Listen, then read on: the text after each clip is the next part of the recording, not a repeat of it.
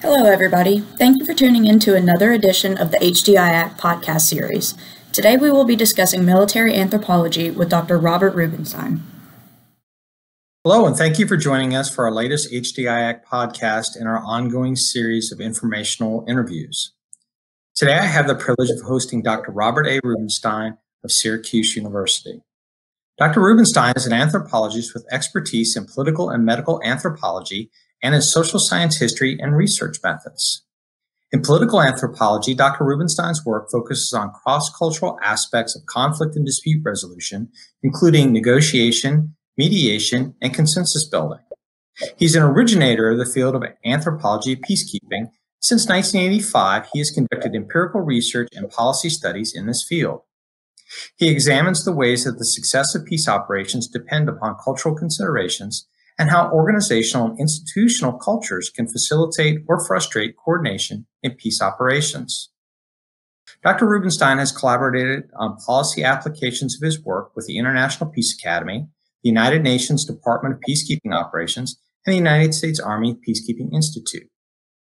As a medical anthropologist, Dr. Rubenstein focuses on conflict and health, disparities in access to health care, and the implications of those disparities for the health of populations, and on the integration of qualitative and quantitative research methodologies. Dr. Rubenstein has collaborated on health policy issues with the American Academy of Pediatrics, the Carter Center, the Georgia Department of Physical Health, and the Onondaga County Health Department. So Robert, thank you for joining me today. I certainly appreciate you taking time out to share your expertise with us. Well, Steve, thank you for having me. It's always a pleasure to be with you, and it's a particular pleasure to be able to speak a little bit to the topic that we have today on military anthropology, since it's a field that is widely spoken about, but sometimes, well, maybe often misunderstood as well. So I'm very glad to be with you. Well, great. And I'm sure we'll touch on that as we go, because I think that's one of the things about it that's really fascinated me, both as a beneficiary and as an observer, as well as some reading that I've done since you and I became acquainted about a year ago. I find it a fascinating topic, and I look forward to discussing those issues. So without further ado, we'll go ahead and get started. I would agree that many people are not that familiar with the science of anthropology in general, and those who may be familiar with it may not have heard of military anthropology.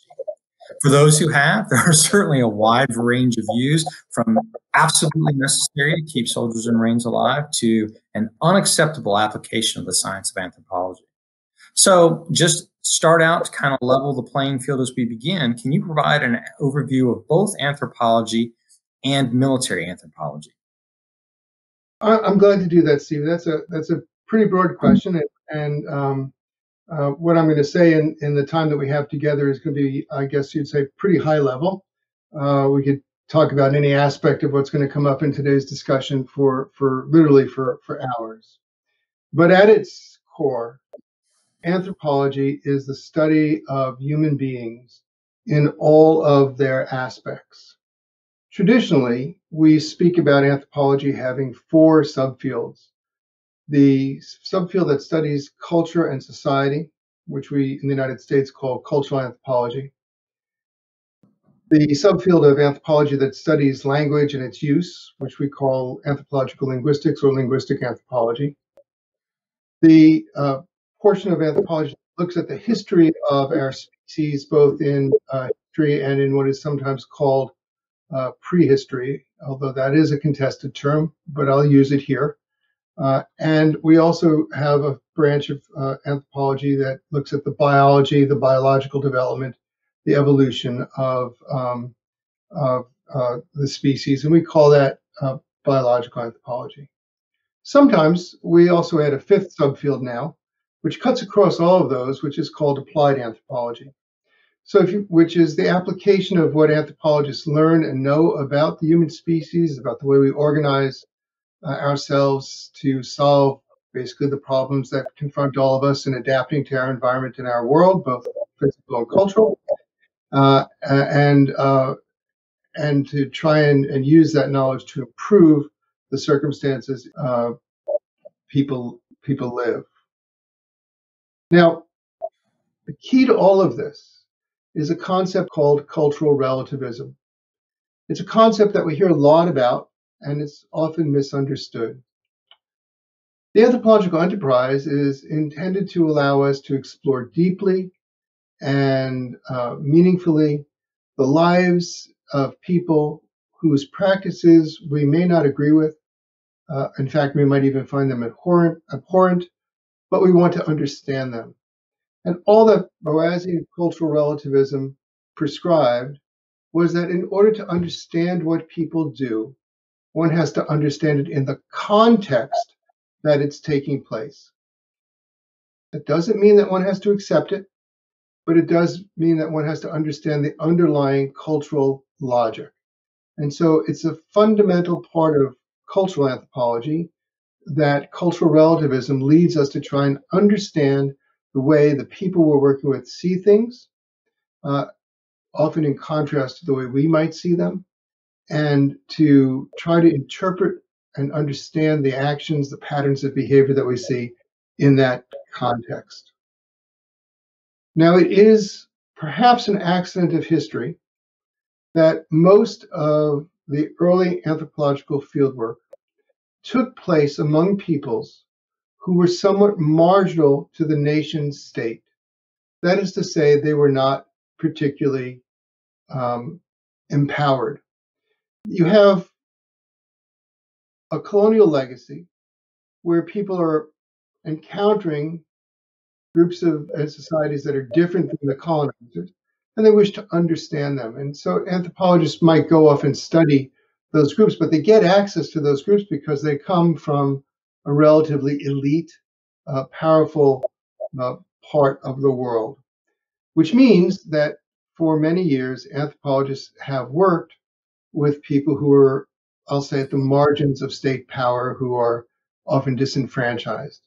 And because the way we work is through this long-term field work where we develop relationships, we often develop sympathies, and we advocate on behalf of those people. And reciprocity, of course, is a key component of the human experience. So with that very broad background, I'll say that military anthropology is a topical specialization, if you will, within anthropology. It would be could be an applied field. In its academic sense, its scholarly sense, it would just be people studying the military as a human society, just like we might study any other group. We would look at its social organization, its culture, and the way people do things and why they do it that way. We would apply a cultural relativistic framework to that. There is also the applied side, where anthropologists might work with and for military organizations. And they might, for example, be part of the professional military educational institutions, teaching about anthropology, teaching about language and culture. One of my graduate school friends, when he was in ROTC, but after a period of active duty, he went and taught at West Point. He had a PhD in anthropology. Other anthropologists do things that put them into the area of operation of a unit, and they assist in some way, and some work on strategy. So there's a broad variety of the ways in which anthropologists who are military anthropologists, sometimes glossed as security anthropologists, can work with, can study the military. So I hope that's a very quick but useful overview of this area. It is, and I had a question for you as you were talking. So you talked about the development of close reciprocal relationships, and I was wondering if you felt that that was a necessary component in order to give that context that you talked about. Because I think sometimes, for example, to understand a conversation, at times in order to get the implied context, you would need to have that relationship. But that relationship, is that relationship always possible to achieve if you have a power broker, an elite working with a less empowered demographic? So this falls under in fieldwork. This is part of one of the one of the things we call building rapport. So you have to build rapport with the people who you're working, because when you interview them, when you talk to them, they're only going to tell you what they want to tell you. Even if you think you're in control, they control information that's interesting to you. They control whether you can participate, the extent to which you can participate in their society. So at a very fundamental level, rapport is essential to anthropology. Developing rapport, developing reciprocal relationships is essential to anthropological fieldwork.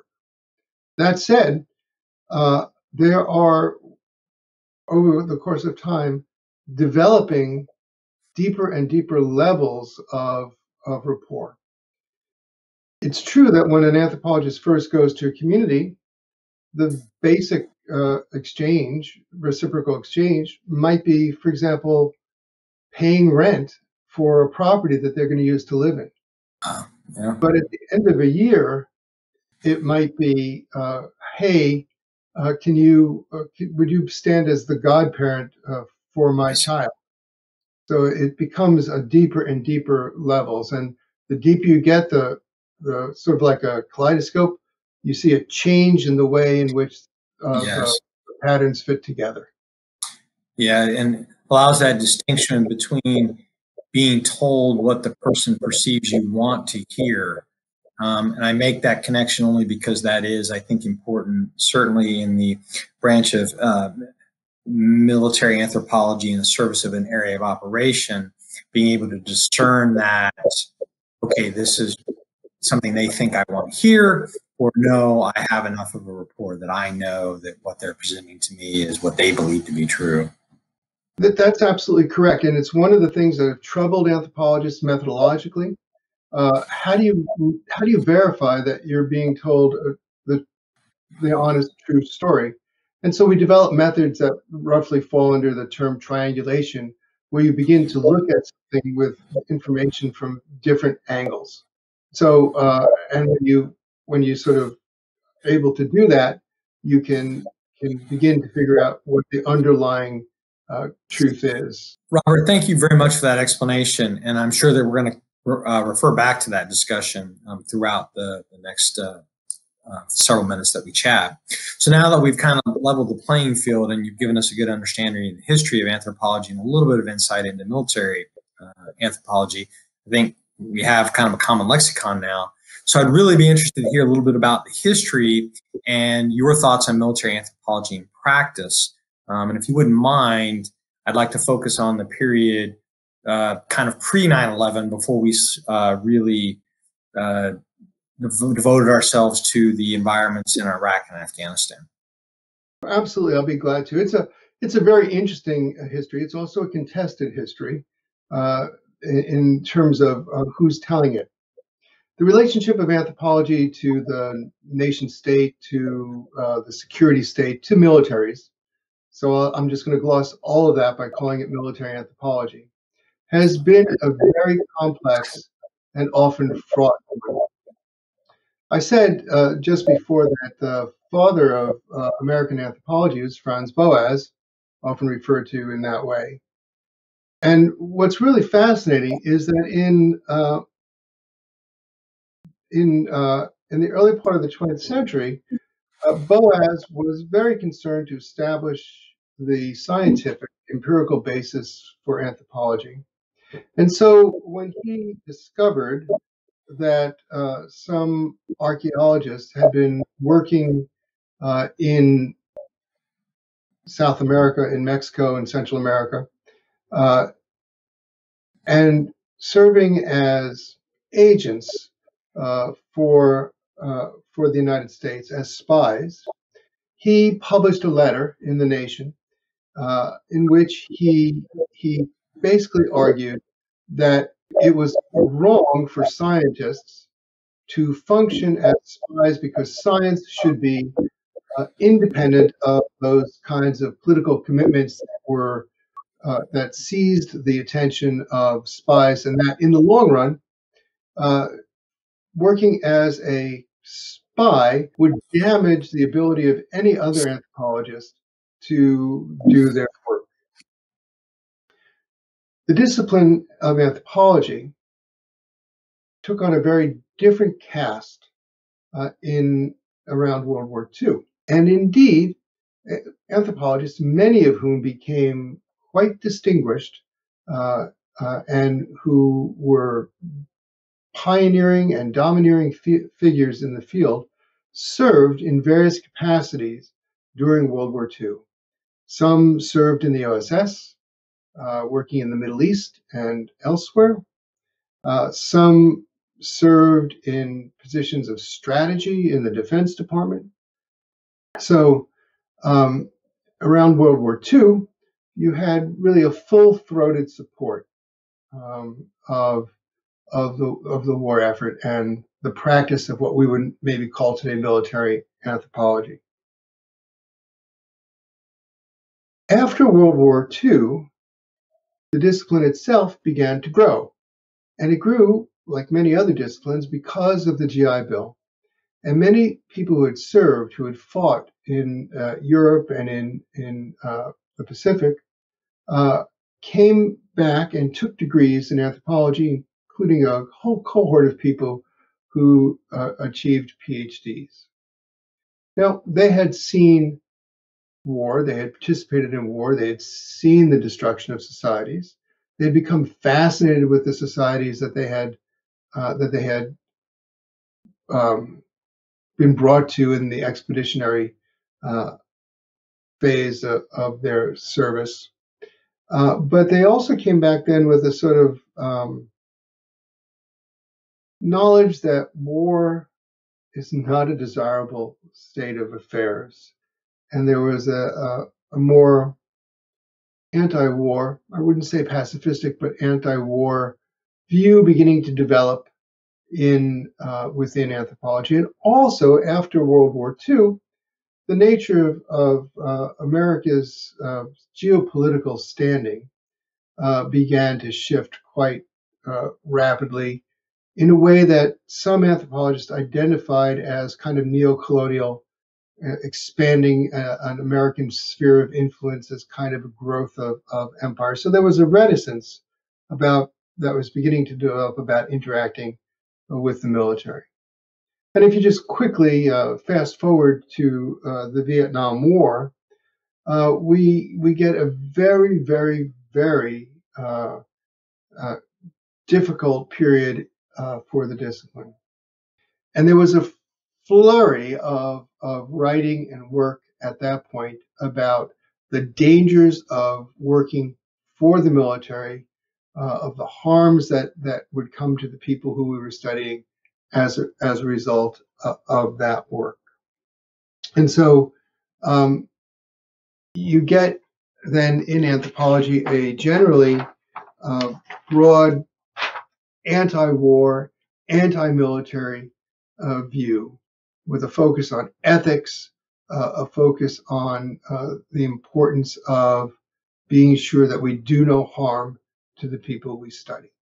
Robert, that's fascinating. I think that's there's been several seminal moments in U.S. history, especially when we talk in terms of our military history. And I think that juncture from World War II, Korea, and then on to Vietnam is important. And the changing attitudes, I think, were also important. I appreciate you discussing them. I find it interesting. Sometimes the world wars are referred to as the last of the good wars, and Vietnam and even to some degree the conflicts today are nasty, not clear counterinsurgencies, which by definition don't have clear boundaries. Yet this idea, this Clausewitzian idea of total war where the whole of society is involved in a war. And one could make the argument that military anthropology is even more necessary in a counterinsurgency because of the need for those close reciprocal relationships. I was wondering if you had any thoughts on that. Well, I do. I think when the nature of wars, as you've just alluded, has changed greatly from World War II to what we're seeing now, which is to say that we've gone from wars that are between states to wars that are often internal to states.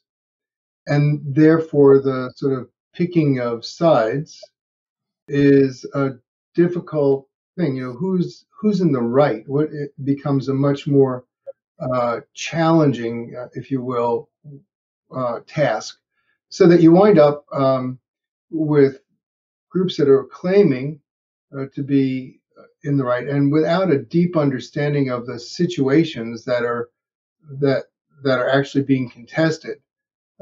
It's hard to know which groups to support. Now, I think later on we may speak about counterinsurgency and the ways in which we approach that, and it is in distinct contrast to the anthropological commitment to cultural relativism. This has been part 1 of the Military Anthropology podcast. The conversation with Dr. Rubinstein continues where it left off in part 2, which can be found on the HDIAC website.